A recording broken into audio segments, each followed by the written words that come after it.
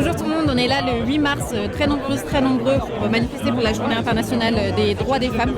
C'est particulièrement important d'être présente et présent aujourd'hui parce qu'on est dans un contexte très particulier, un contexte bien sûr où la Macronie, ça fait 7 ans, qui précarise en particulier les femmes parce qu'on sait très bien que les personnes qui sont au SMIC, c'est majoritairement des femmes. On sait très bien qu'il y a encore une inégalité salariale entre femmes et hommes de près de 30%, c'est énorme.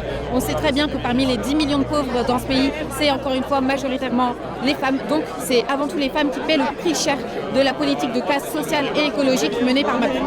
Mais une autre raison pour laquelle c'est extrêmement important d'être là aujourd'hui, c'est qu'on est dans un contexte de montée de l'extrême droite et que partout où l'extrême droite avance, les droits des femmes reculent.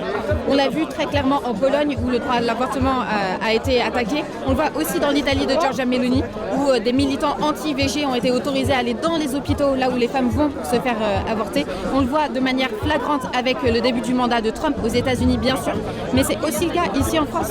À l'Assemblée nationale, on a des députés du Rassemblement national qui parlent de réarmement démographique et qui du coup réduisent les femmes au fait à juste leurs conditions reproductives, à juste le fait qu'on ait des utérus. Donc tout ça, c'est des attaques extrêmement graves sur les droits des femmes. Et aujourd'hui, la liaison qui s'opère entre la Macronie et l'extrême droite, elle est flagrante et ça augure des attaques très fortes sur les droits des femmes. Donc on a eu une première victoire l'an dernier avec l'inscription dans la Constitution du droit à l'avortement, mais il va falloir rien lâcher.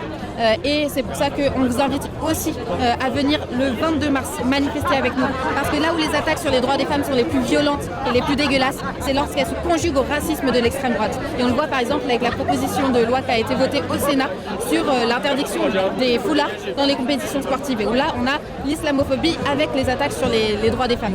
Donc c'est à ça qu'il faut qu'on se prépare, donc il faut riposter. Donc c'est très bien qu'on soit très nombreuses et nombreux aujourd'hui. Et en tout cas, on vous donne rendez-vous surtout le 22 mars, notez bien, pour être nombreux dans la rue, pour lutter contre le racisme et les attaques sur nos droits.